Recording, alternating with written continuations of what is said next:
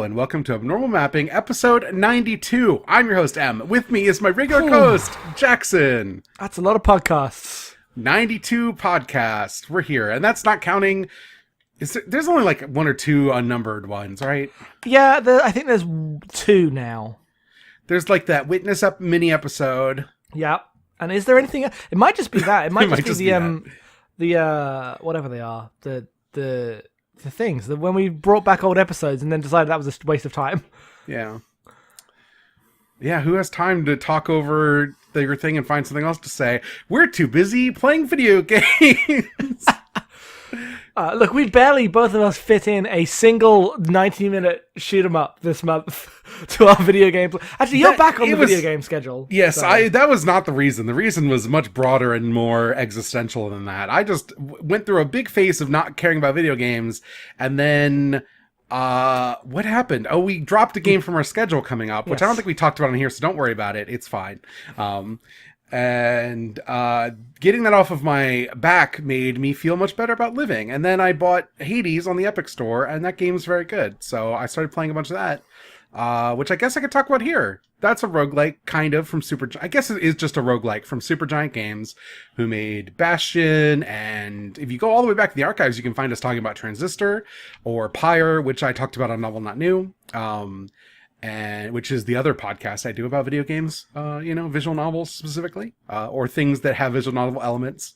And in this game, you're the son of Hades, and you want to get out of hell, and to do that, you are going to try to get through the maze of the underworld, despite your father's attempts to thwart you, and it doesn't work. Every time it doesn't work, and you come back, and he's like, "See, I told you couldn't do it, you little pissant." And you're like, "Well, I'm going to try again." That's good. And everyone else is rooting for you because really you're not happy in hell.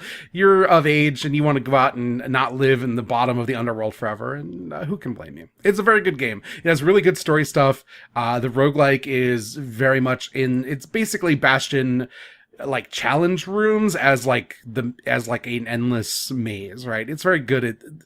They know how to make a game where the combat feels good. They do it that. It's in early access still. So there's no ending, I don't think. There's only 3 or 4 areas. I have not made it to the 3rd area yet, so I guess I don't know if there's an ending or not.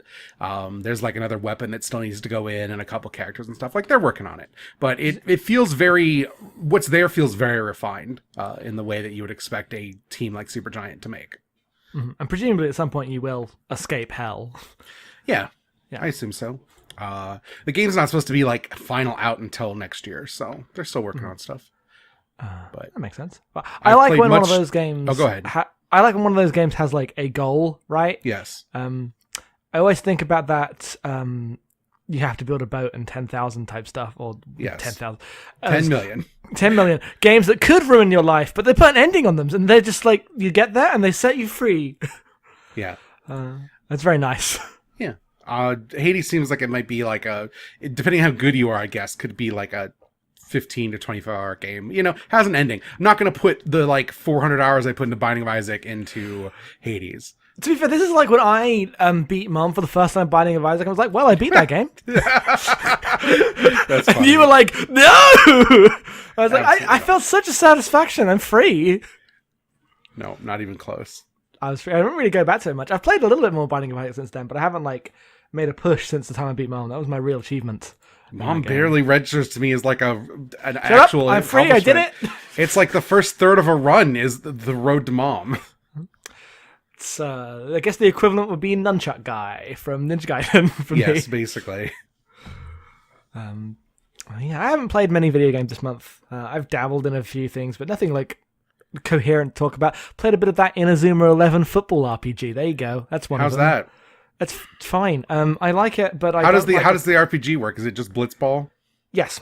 Oh, I was being facetious. So it's like blitzball, right? In that you are making plays, and every time you come into like contact with another person, and it's a tackle or a time to shoot or whatever, you choose your move, just like blitzball. And it's a bit simplified. Like your moves will be one on the left will be So it says the tackle. One on the left will be like straight tackle, which will have a less chance of succeeding, but you will keep the ball. And the one on the right will be slide tackle, which will be more chance of getting rid of the ball for the opponent, but less chance that you'll actually get it because you slid it and tackled them.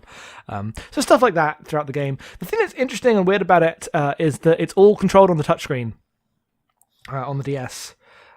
So you're like, it's in real time and you're always like drawing lines of all the players. Like you run on this line, you run on this line, you run on this line, and there is a pause, but it's limited. So it's much more hectic than I wanted for this kind of game. It's interesting. I didn't get that far in it, but I do like it. I like the idea of a sports RPG. I'll probably play one of the later ones later because the story's not very good, so I don't really care about going through them in order or anything. But I am very interested to see what the new one's like when there's no touchscreen. Because that might be more my speed once they get rid of the weird trying to control multiple people in real time by drawing lines on the touchscreen. That's just not my speed on the DS. Oh, Revenant Wings. Yeah, God, it sucked. I played about an hour of Revenant Wings like just to see what it was like. The DS. I love the DS. People made some mistakes with that thing. Yes, absolutely. But now it's gone, and we all miss it. Mm-hmm. But that's as much content as I've got. Really, I don't have a good, strong segment. I guess I could just give you another game I played. I played most of Sigil, which is John Romero's fifth episode of Doom that he recently released. By the time this goes up, it'll be free for everyone. Right now, you can pay a small fee to get a version with like a custom soundtrack he commissioned for it or whatever. It's interesting in that like it's Doom 1 and it's like really strictly Doom 1 in that it, there's like 5 enemies in Doom. Yes. And so you're going to fight a lot of cacodemons and I hope you're okay with that. And there's not a lot of like fancy tricks. It's just the Doom mechanics. And I think that's really good. I saw, I was looking around at people's reactions to this and some people are definitely like, this is not like where map packs have gone for Doom where people are doing really interesting things with the WADs. This just feels very like old fashioned and creaky. And I'm like, yeah, it's the 5th episode of Doom. Yeah, I don't know. I think it starts stronger than it's going. It has like it's very uneven, but Doom is uneven in that I think sometimes it leans a little too heavily into like key door stuff that made Doom 2 not a game I love. I think it's the 5th map specifically was just like a weird. It was only like it's like 4 buildings in a lava lake, and you just have to like make your way through them. But it was just tricky in a way that I was not looking for. But the rest of the game so far has been really good. There's a good sense of like elevation that original Doom didn't really have, which I think is really neat, considering Doom's not a game that cares about that. Like the elevation's all fake as far as the game's concerned. So I like it. I think it's worth checking out for free, obviously. The first couple levels are amazing. They have really good, strong sensibilities to them. It seems really cool. I don't want to be like, because we're not authoritative. We haven't ventured into the map pack scene. But I am glad that there's just, hey, Joe Romero, he's made some more Doom. Check it out. Yeah, it was like a side thing for him to do for the 20th anniversary. That was it. That was his whole reason. Yeah, that's very cool. I am excited to play more of that myself. It was also a good excuse to re-download Doom and GZ Doom, and maybe I'd just play more Doom in my life. Yeah, I had ZDoom. I had ZDoom installed, but since 2015. Yeah. So there's a whole new version. There's new letters and everything. A new front end that I had to install. Doom's changed a bit. I always think, maybe this year I'll do explore some Doom mods because there's very few games that feel as good as Doom to play, and I assume that there've been over 20 years now of people making Doom mods. Mm-hmm. So I may as well explore that at some point. Yeah. I think that's all I've got, though. So if you don't have anything else, we should probably get into our game club. I have one more small thing. Okay. But you don't have to go too much into it. But I played the first hour of Final Fantasy VII last night just on a whim. We're just going to talk about Final Fantasy VII on every one of these, aren't we? Every single one. Okay, we're not going to do that then. No, it's fine. How's Final Fantasy VII? It's amazing! In some ways, it's germane to the discussion we're about to have, because... It is! Yeah.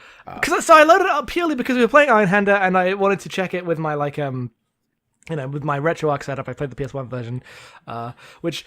if you are fine with the slowness of not being able to speed the game up, it looks so much better on the PS1 one than the Switch ports and everything. Like, I've seen how they look, and they look fine, but the HD models on the background just ruins the aesthetic of those games completely.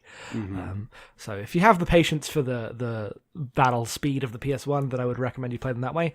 But yeah, no, the first hour is great. I mean, this is a very cliched thing, but the bit when you get into get back to Tifa's hideout after the first mission, Yes. and the music starts playing and there's the flashback.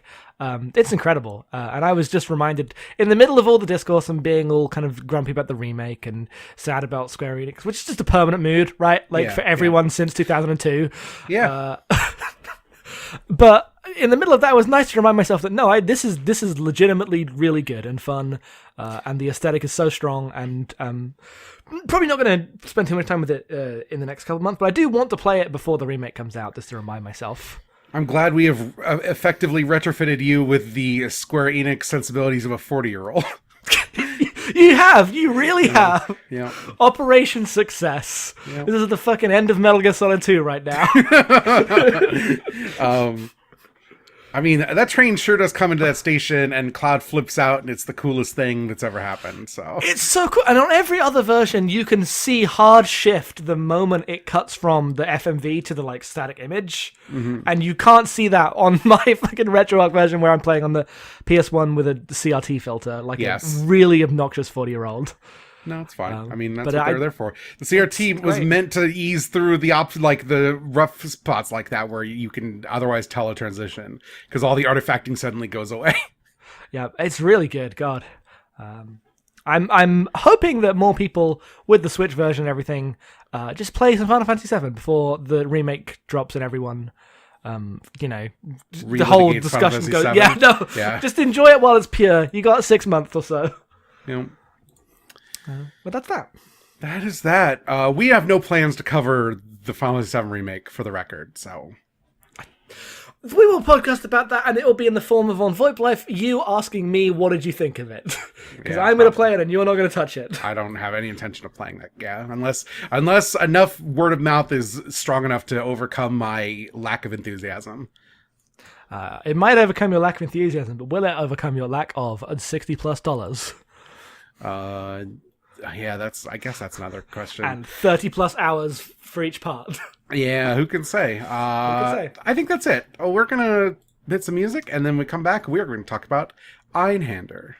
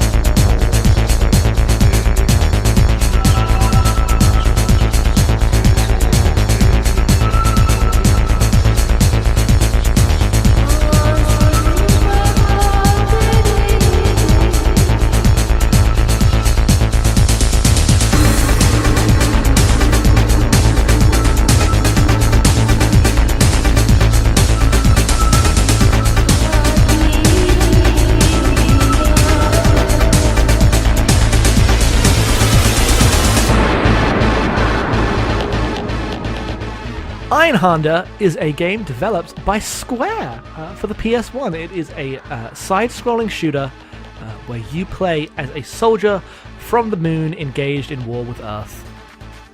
And it is a side-scrolling shooter where you go through a bunch of levels and fight a bunch of robots, and the Einhander is your ship. It is called that because it has a single hand, like a robot arm that kind of rotates around the ship and that attaches different weapons onto. So you can have like a Gatling gun and you switch the arms position and it'll either be under your ship or below the ship, and both of those will have different firing angles, etc, etc. It came out in 1997. It is directed by Tatsu Fuji. And it was a Square game from 1997 where they made a shooter, when Square made video games. Yeah, they had all these cool robot 3D models and explosion effects from Final Fantasy 7, and they were like, let's put this in an action game. And that's what they did. And they did, and it's about 50 minutes long, if you know what you're doing. But they make up for it. I mean, that's very hard. That's every shooter. Every shooter is short if you know what you're doing, which is good. It's the right way to do these. So this is the first shmup we have covered on our neural mapping. I guess we should talk a little bit about this. Do we want to call them shmups? Do we want to call them shooters? Do you have strong opinions about this?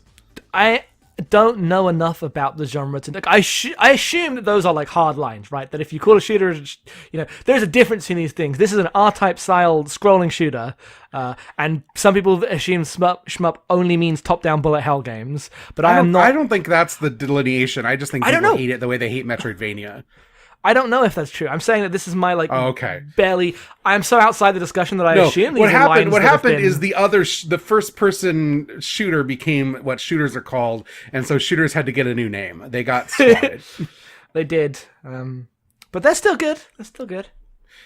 So I guess I'm going to go with shmup here. This is like a genre that we've just never really had, kind of out of our wheelhouse. We've talked about this before. Formalist. Like, strict formalist critique of video games always gets us in the weeds, and I don't really want to be that, but, I thought it was worth talking about, this is a genre we literally have not covered at all on this podcast. For 91 episodes prior. Yeah. And it's kind of like a genre that I don't have I enjoy, but I don't have a ton of experience with. I've played, maybe a dozen shmups. I'm going to say shmups. This is just what I say in my head, so sorry. In my life, and I'm not particularly great at any of them, and I enjoy them, but that's as far as it goes. So we're a bit of and I think you're even less than me, right? Well, I had a period as a teen, and it was all based around finding as many free bullet hell games I could download for a while there, just to play on the PC. I didn't play too much of them, but I've got some affection for that stuff. I enjoy it quite a bit. I haven't played R-Type, and I'm less familiar with the side-scrolling type style games. Okay. But I think you should play R-Type or Gradius. They're both really good. Is it which one is the game that wasn't Pac-Man that had that second was it Gradius? What are you talking about? The one that wasn't the Championship Edition. The one that had another one of those. Is it Gradius Legions or something? No. That is Galaga. Galaga! I'm getting that Galaga is an entire generation before. There you go. Galaga is slightly more advanced than Space Invaders. Well, I like that XBLA game. Yeah. I have more experience with Galaga than Gradius then. There you go. These are the takes. All right. So just so you know, if you're they don't know the first thing about shooters, yes. You're right. We don't. Correct. This is a game that I had as a kid on a demo disc for PlayStation, and I played the demo, which was the first up through the first boss many times, and never actually got around to playing the full video game because I never owned it, and I've always wanted to do it. It's kind of been lingering on our maybe list forever, and yes. We wanted a short break, and this is a short game, so this is what we did. Which is why, if you look at the runtime of this episode, it's probably hovering around 40 minutes, would be my guess. Yeah, no, this isn't going to be a very big discussion, but we did have a good time with it. Yeah.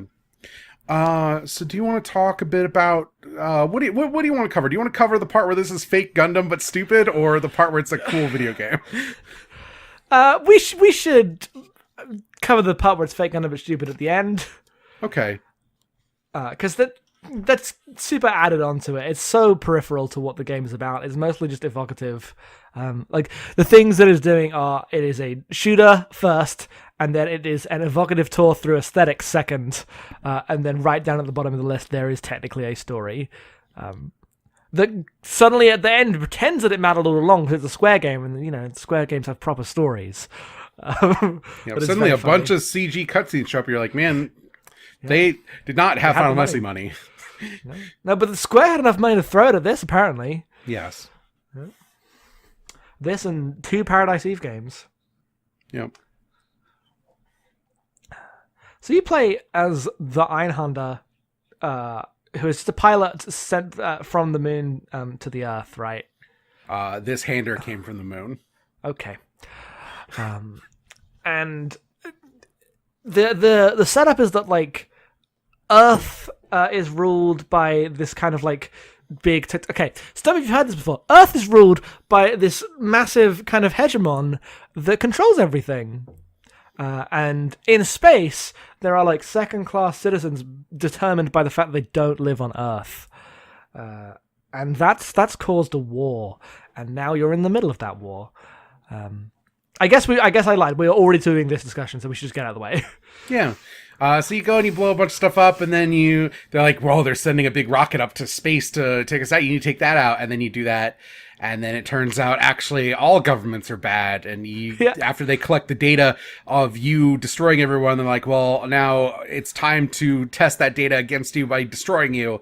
And then you say no, and you commit treason and blow up the big moon forces a satellite, which ends the war by destroying both sides, because if both sides are disarmed, no one is. Yeah, it's the which is not that is a bad metaphor. I know that doesn't work.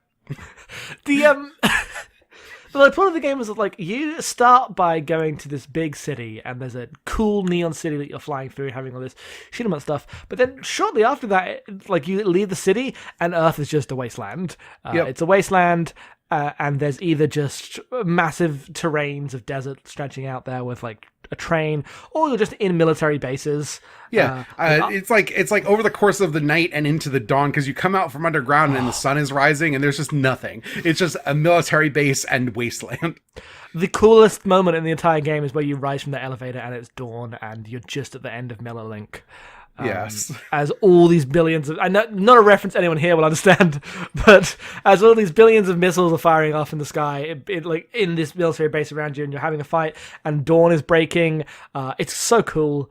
And yeah, you realize that Earth is not the utopia it was told to be. These are just 2 governments forcing a war because they can against the common people. What if we revealed that truth, and then war ends? And he does, and they do.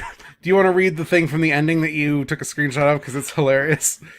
Yeah, so it says, gradually the people on each side became aware of the conditions of the other, naturally leading to the end of the war. Although no utopia, a temporary balance fell over the world again.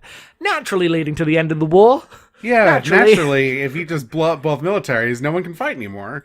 When you get on stage and say, materially, this makes no sense, we are aligned in our interests, that actually solves all the problems. Yeah. It's very silly, but also the game's not about any of this. So it's just funny for us as people who are, I guess, primarily noted for our Gundam podcast to just see fake Gundam and everything. Yeah, this one wasn't even intentional. The Titanfall one was intentional. This was just, we didn't know. But it was very funny. Yeah. Ridiculous. But what actually is about is one cool ship blowing up a city and neon signs in the middle of the night as opera techno plays, and it's the fucking coolest thing in the world. The soundtrack is so cool. The aesthetic is incredible with this game. Yes. I ended up not, like... I struggled a lot with the game part, right? I think it's very hard. Yes. If you want to play this game, play the Japanese version, which has an easy mode with infinite continues. Or play it on an emulator where you can save state, or both, actually, ideally. I played it on an emulator where I could save state. It wasn't ideal. I assume the Japanese mode might be easier with the continues and stuff. Yes. But it definitely got to the point for me with, like, I was... Just say it's like having to do the same bit, because I don't want to save state every 2 seconds. That's not fun. And I was just ending up doing the same sequences over and over and over again because everything had to be, like, perfectly pattern memorized. And this is because a couple of reasons. The game doesn't have, like, a health system. The closest it gets is you can kind of use your weapons as, like, defense from the bullets. Yeah. Like, if your weapons get hit, they can take, like, 3 hits. Whereas if you get hit, you can take 1 hit. So you can, like, switch your arm around to try to deflect the bullets, but it's not as reliable as you want. It's unclear where your hitbox actually is also, because it's not like a bullet hell game because it never gets to that level of intensity, but it means you also don't have like the glowing pip that is your true hitbox. There's no indicator, even though that your hitbox is clearly smaller than the ship.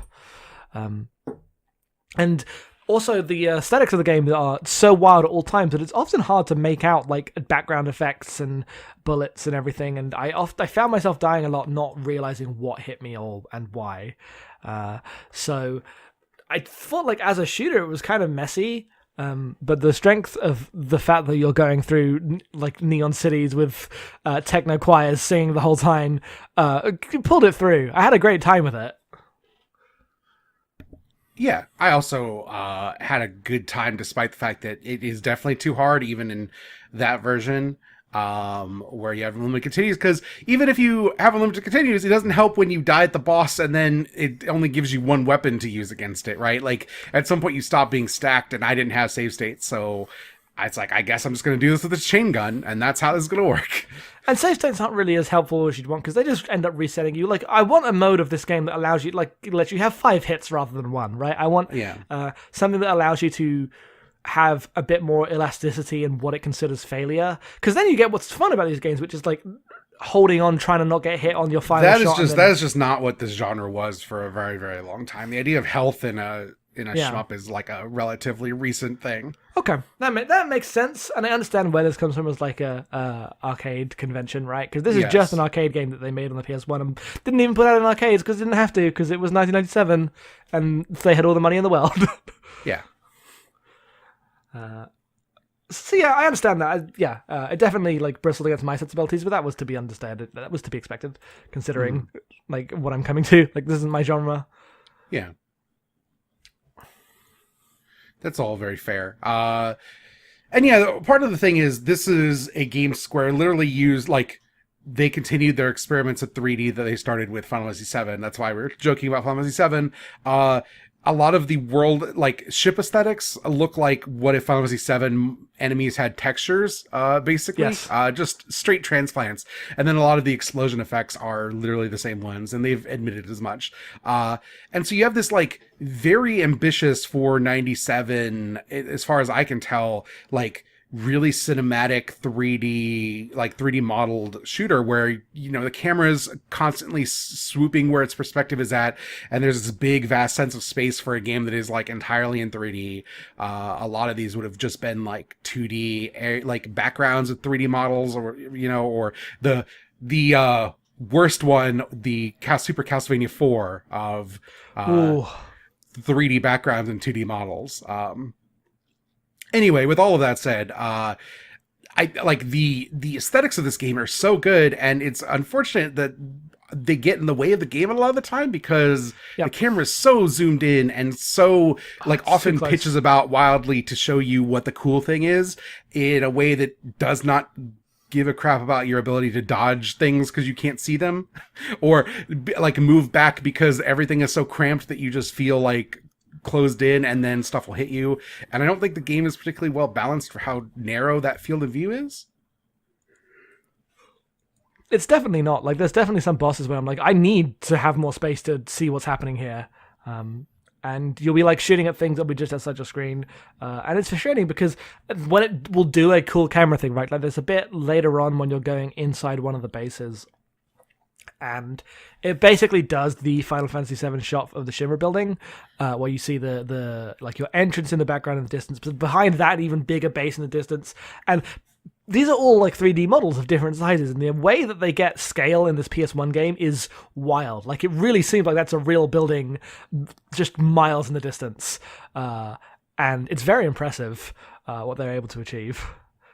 Which is a shame, for considering like when you're playing it, you're like, shit, every 10 seconds. Yes. Like, you get to like the first boss, which is this big walker crane thing, and if you don't shoot the bottom thing, like the big like almost like elephant trunk arm that comes off it, it's just going to swing it at you, and as far as I can tell, you can't dodge it if you don't blow it off. I don't know. Yeah, I don't know. There are definitely things like that where I'm like, I've just got to try to get this as quick as I can. Yep. It's strange because, like, yeah, most of my sensibility with shmups are like late period bullet hell, like treasure style or cave style games where you can just, if you want to play like pacifism, you can just wait out the boss and dodge the bullets, and the boss will eventually go away. That is like a reasonable way to play those games. Not the case here. There's just stuff you can't dodge if you are not being super aggressive at blowing off pieces of every boss being like 6 parts big. Yep, and there's definitely no real delineation of what is a part until you start like attacking it. Yeah, it's very trial and error. The way you will learn most things is by dying, which is fine. It's like a way to design these games, but it definitely feels old-fashioned. When I was like, I would like to be reacting to things, not just dying and then remembering things. Yeah, I mean that's just this genre in a lot of ways. Yeah, which is why it's not my favorite genre, but I assume at some point, you get good enough and you learn to see some of the forms. Yeah. I mean, I'm no expert, but yes, I know that people do get good enough to sight read shooters at least reasonably well. Mm-hmm. But the bosses are weird because I didn't really like most of them, even though I thought they were incredible to look at and to watch them go through their systems. It's weird because, like, I think the bosses, look very cool, but they're either, like, too random to react to, or they just kind of sit there and absorb your bullets till they blow up. There's, like, no middle ground between the two. Yeah, like, there was that, the Stingray one that's like a Stingray robot that goes between the water and these two beams that are hanging in the air. Yes. And I kind of just shot that to death. Yes. And it was fun. Right before you come back out in the dawn, there's like a jumping around robot that's like just very oh yeah, that one, like very hyperkinetic, and it's just impossible to follow. It's just gonna because it jumps like in and out of the background and constantly is just doing weird attacks. And it's like, wow, this thing would be cool if I could track what it's doing at all. And then like 2 stages later, you're just fighting a Rick Dom, and that thing just sits there and lets you blow it up. Yep. Sure does. And also a lot of these bosses and these enemies designs require use of your weapons, but because the game is designed how it is, like, you don't actually have as much control over the weapons as you want to, because it basically works like Castlevania, right, where it's you're not getting them from candles, but you do get them from the enemies, and you pick up the weapon you have, and then that's your weapon. And we both chose the ship that had 3 slots. So we could carry 3 weapons. I don't know why you would use the other ones. I mean, like, it's definitely totally functional, but the game is about cool weapon pickups, so why wouldn't you just have the biggest slots? Yep. But if you don't balance your like playthrough right, you could end up in a boss without the weapons you need to fight it. It's definitely a game designed for like, okay, it wants you to start from the start every time. There's a reason it actually wants to have limited continues, because it wants to be about building up what you have and then what you reach the next area with.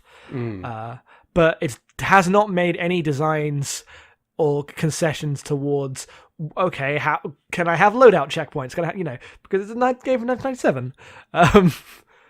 So it ends up making those things frustrating. I really like the blade, obviously. The blade is the standout weapon of the game. Yeah, it's pretty good.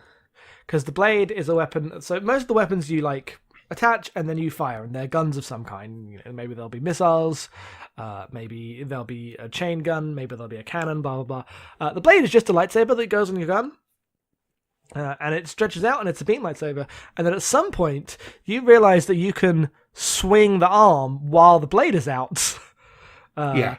And that's the best moment. Gameplay wise, when you realize what you can do with the blade, but it's such a limited power up because of how cool it is that you end up not really using it much, and then when you do use it, you use it in the most boring way to kill bosses as quickly as possible because they're hard. Whereas what I would like to be doing is just tearing through the mobs with it. There's definitely a game that has a sword as like one of the primary weapons. I can't remember what it is. It might just be one of the cave shooters. I was like, is it one of the cave shooters or was Jamestown? Because I haven't played that many shooters, so it has to be one of the ones I've played a decent amount of. But I always like when there's a sword in a shooter because they're very cool. Always sacrificing range. I like big, fast, like beam weapons or lasers or just a sword. Yep. I like the first Nier a lot. Oh, yeah, I guess that does count. don't really think of that as a shmup, even though it has shmup elements. It has the elements in such a cool way. Oh, it's a cool game. Yeah. Shame they'll never make a sequel. Shame they'll never make a sequel.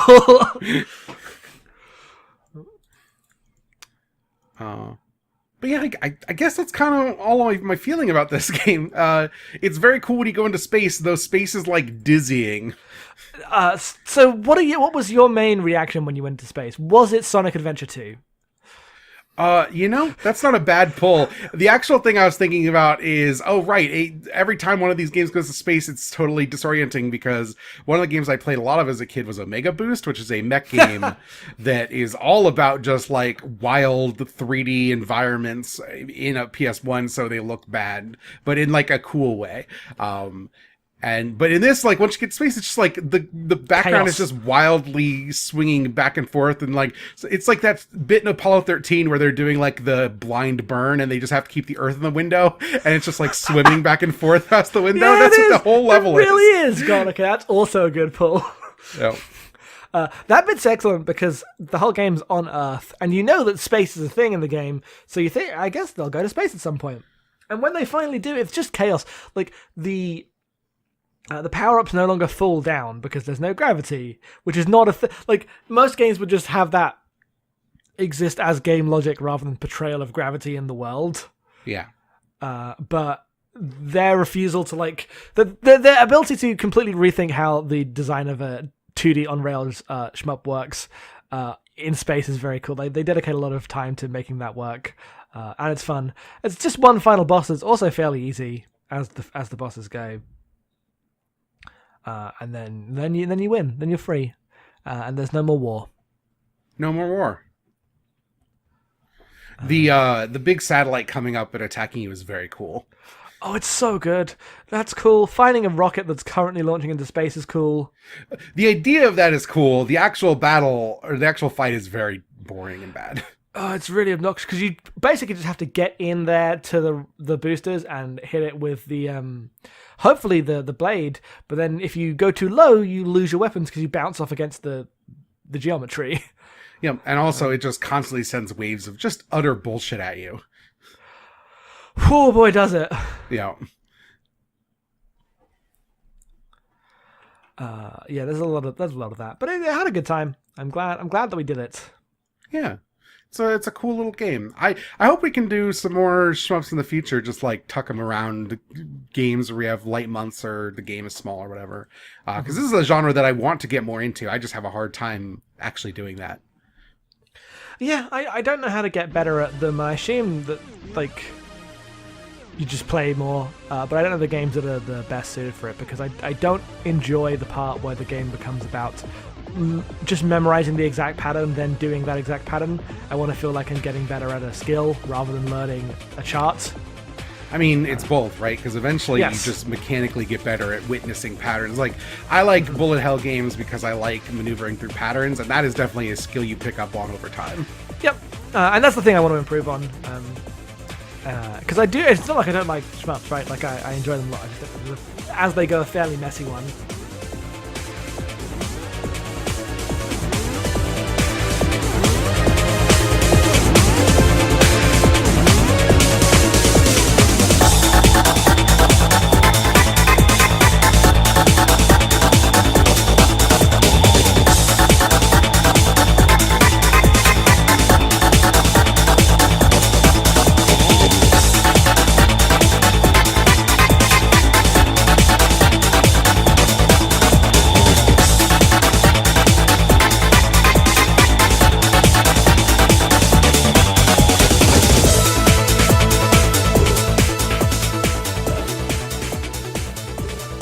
This is where we take questions. If you have emails, you can send them into podcast@abnormalmapping.com. They can be about the games we're covering or anything you want, really, and we'll talk about them.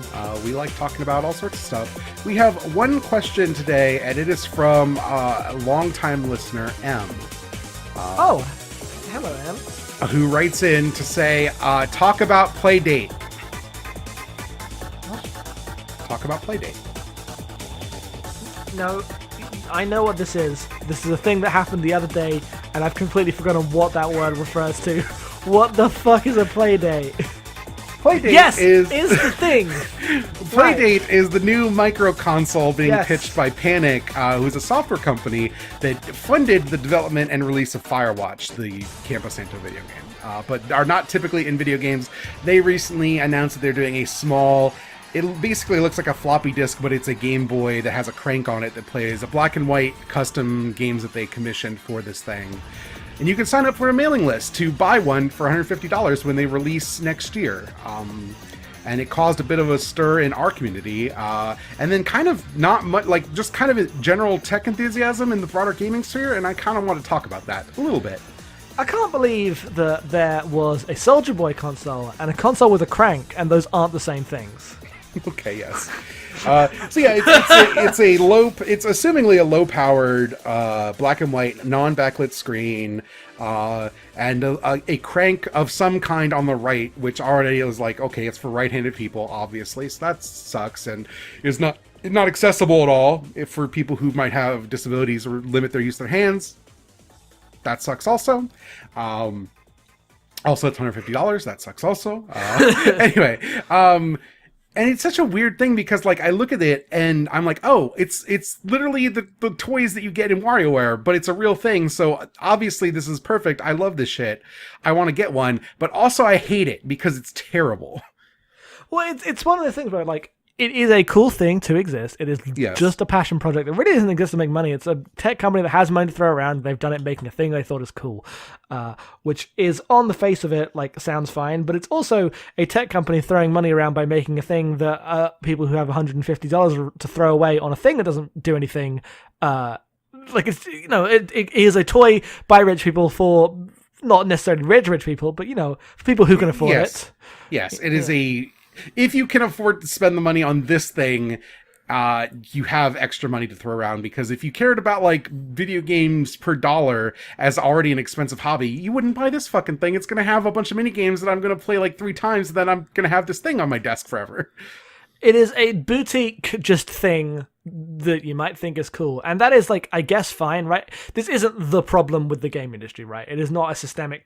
It's kind of one of the problems, though. Sure, but it's just a throwaway thing that a company did.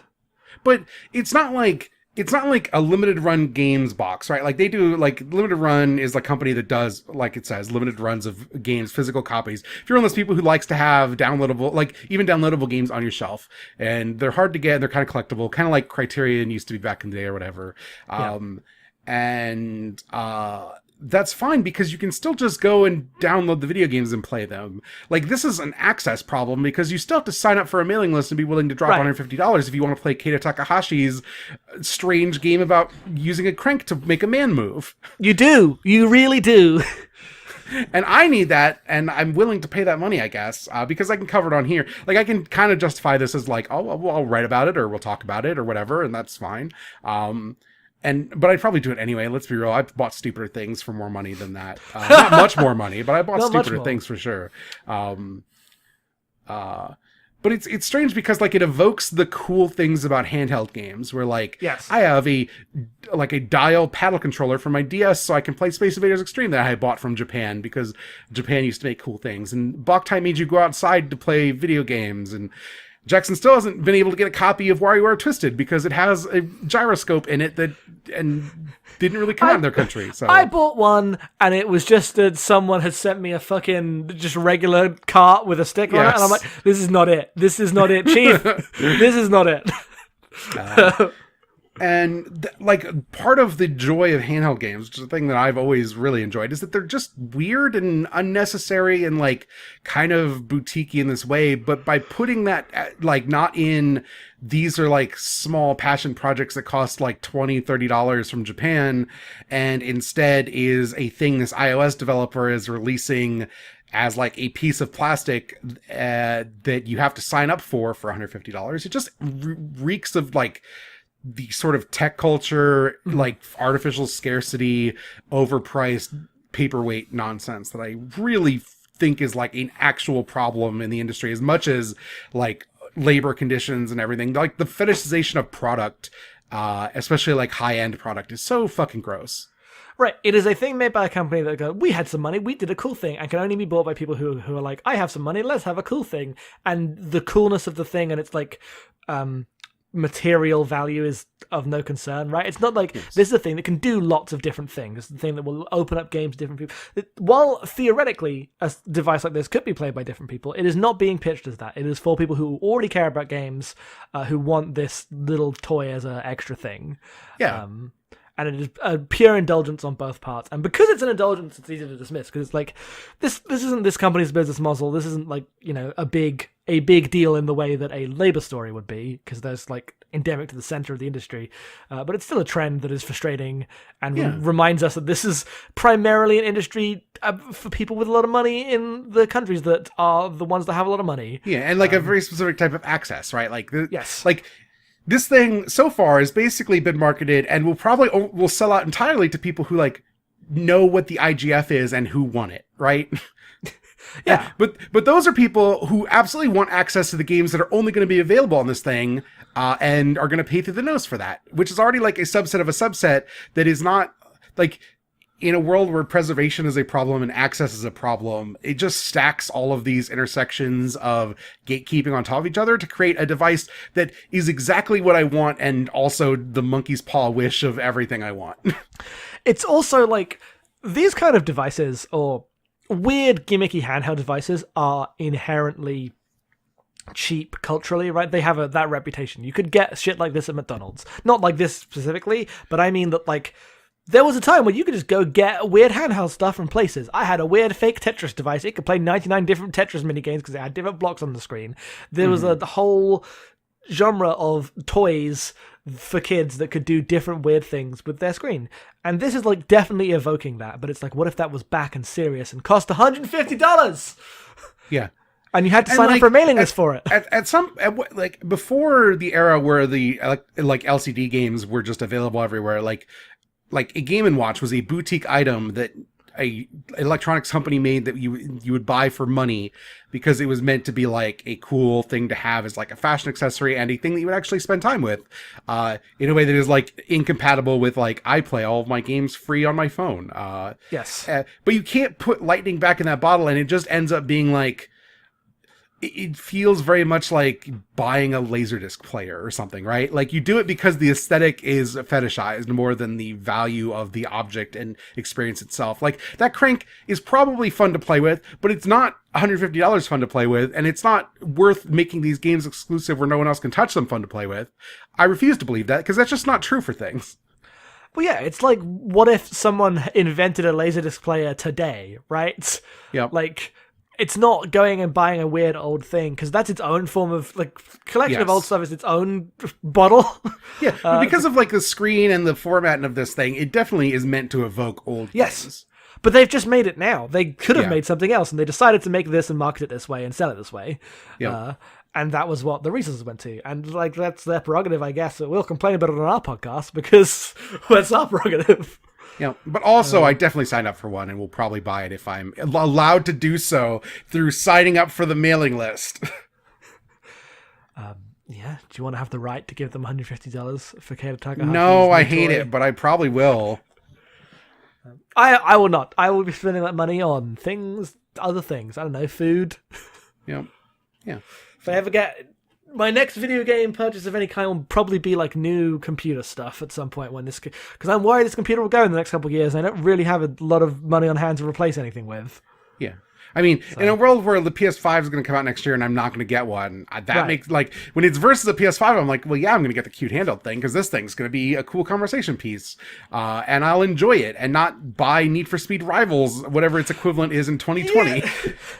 There won't be. Come on. There's none. No more Need for Speed Rivals. You did buy Need for Speed Rivals for your PS4. I guess you have spent more money on stupider things. Yep, I launched PS4. Didn't actually play a game I enjoyed on it for about 18 months, so I could have just waited, so... That's not true. You played that pinball game. Or was it pinball? Was it the bad pinball game? No, I mean, I played Pinball Arcade, but I basically played that on my computer now, right? Like... It was not necessary to buy a PS4 for that. I enjoyed it on my PS4 briefly for a time. Resogun. Resogun's fine, but it's not worth $400 of console for. I did not join you in the PS4 launch. No, you were smart. We're back. Hi. Hi. So Yeah. we recorded that at Role Mapping yesterday, Monday the 27th. This is now Tuesday the 28th, and the situation has changed, and we have to go, oh, sorry, we were fucking wrong. We obviously were too measured and responsible when we said that the fucking Playdate is a bullshit thing for bullshit rich men.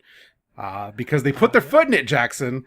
Yeah, because we were just doing general systemic critique of, like, assuming good faith on everyone and critiquing the systems and blah, blah, blah, as we normally do.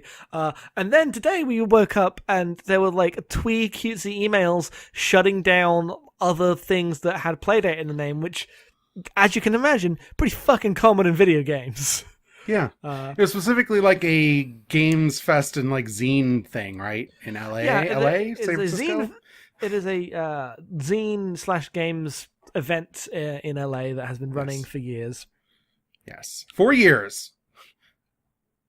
No, the I don't know if it's 4 years. 4 years is in the email, but that's about that. FOR 4 years. Oh, 4 years. Yes. Not 4 years. Fork handles. So they sent this email, which I'm just going to read now, because it kind of changes the tone of the situation a little. There's an email to Playdate from Panic. Playdate being the Zine Games Fest. Yes. And it reads like this: "Hello Ben. First of all, thanks for your work putting together Playdate. It looks extremely nice and fun, and I hope I can attend one day. I write because for the past 4 years, 4 exclamation marks in a bracket, a team here at Panic has been working on gaming hardware coincidentally called Playdate. Got our fancy pants federally registered trademark and everything. Fuck off. A few months ago, someone pointed out your event to us, and I wanted to give you a heads up and start chatting, informally, to find the best path forward. I'm really sensitive to the annoyance of naming issues. Having run this company for 20 years, you can imagine we've experienced conflict from all sides. When our dumb thing launches, I feel there's a very real possibility people will start confusing your thing with our thing, and that will be really annoying for your thing. So ideally, I think it'd be best if your Playdate either tweaked its name, i.e. always the Playdate Game Show or something more unique, or otherwise came up with a totally different and unique name. And if we decided that was a good solution, I would make sure we would compensate you in some way for your time and pain in the ass factor. But I don't have all the answers. I just wanted to start a conversation. And most of all, I didn't want to surprise you with anything, so drop me a line when you get a chance. Also, if you're curious about our thing, I can send you an NDA and give you the full scoop. Best Cable from Panic." Fuck off. What a way to, we develop Mac software. We have more money than God because we're a fucking boutique software developer. We're going to send you a nice friendly email because we get to be friendly before we send the fucking cops after you. Yeah, like, hey, do you mind changing your entire identity because we've been doing a thing for fun on the side? We'll graciously pay you, because we don't have to, but we're going to, before we have to get nasty lawyers involved, but we have them to get involved with, if you... And by the time this podcast come out, they will have been, everyone has been yelling at them for this all day. Like, they have had to be like, oh god, sorry, we didn't realize. Which the worst part is, I do believe that. Like, I legitimately believe the person writing this did not realize how monstrous this is, but that's because no one thinks about the power structures that they're involved in. No one realizes that you've got the cops behind you. You're the big company. Yeah, it's nice to be rich and powerful. Yeah. You get to be real fucking stupid. You can be very polite in your emails when you're rich and powerful and you have the cops on your side. And you're not the real cops, obviously. You know. Yeah. We mean the metaphorical cops. Getting sued counts as calling the cops on someone, I feel pretty strongly about this. So do I. Anyway, that's it. That's all we wanted. I went from, I'm probably going to get one of these despite all its problems to fuck these people. So that's what it took. Fuck these people. No. Yeah, it took a display of just sheer ignorance of the power relationships involved and stamping out legitimate communities just for this thing that you have to sign up on a mailing list to get. Yeah. Yep. Well, I saved myself a quarter of a PS5, I guess. You could buy 6 volumes of manga with that. Like that's a nice manga. I could get so many copies of Need for Speed Rivals at this point. You know what? Let's end this podcast with a bit of fact checking as I type in Amazon.com and Need for Speed Rivals. What do you want to bet? I bet it costs $20 because games don't actually get super cheap anymore. PS4, right? Yeah.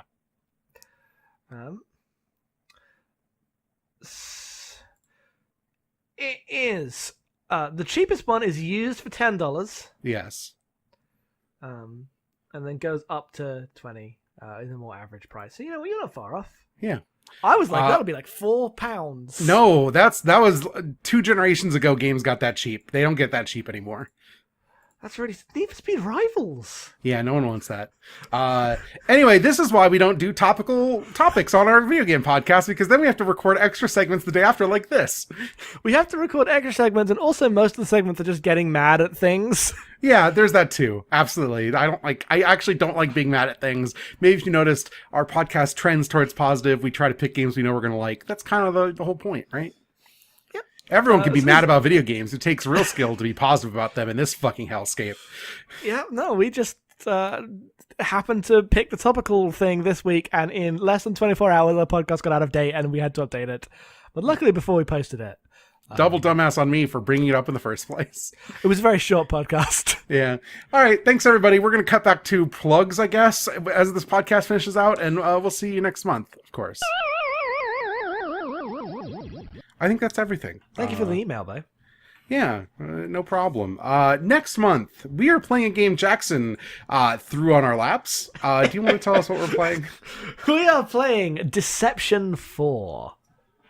The Nightmare Princess, I think. I didn't look up that subtitle, but I think I'm confident. It's like a different subtitle depending on the Blood, version. Right? Blood Ties is the first one, and Nightmare Princess is the second. I think.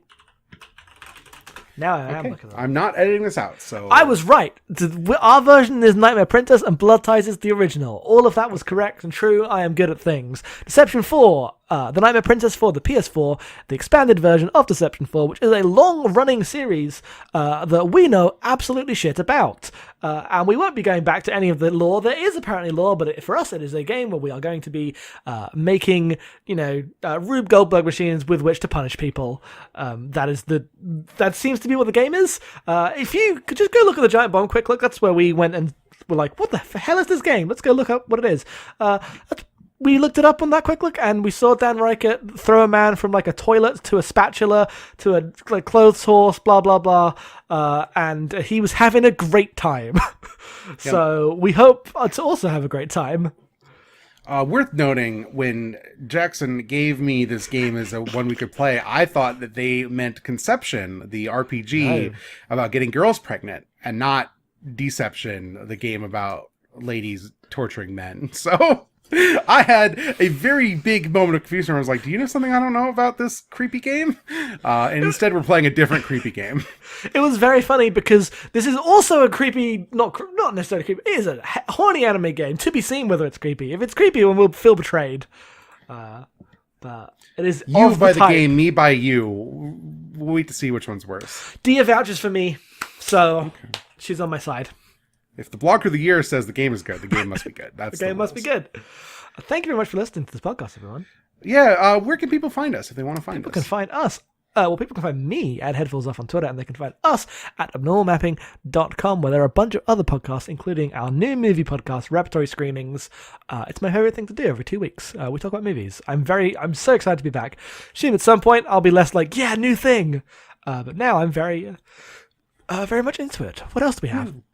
Well, if you want to go to Repertory Screenings, you go to repertoryscreenings.com, and we just put out our episode on Morven Caller, and we're about to do an episode on All the President's Men, so please look forward to that. If you want to support us in what we do, you can go to patreon.com/normalmapping, and for $1 a month, you can get the Great Gundam Project, which is, I guess at this point, our big podcast, which is me and Jackson watching Gundam, the anime franchise about giant robots. 2 episodes a week, every week, from now until probably 2028 at this point.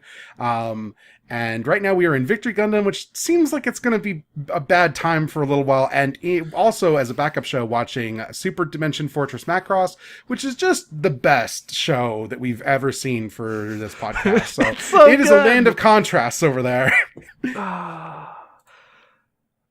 That's it. I guess that's it. I guess we are done with the podcast. You can Thank find me very on much, Twitter at everyone. em_being. Follow me. I like followers. That's all I've got. You like validation from the crowd. Yeah, validate me.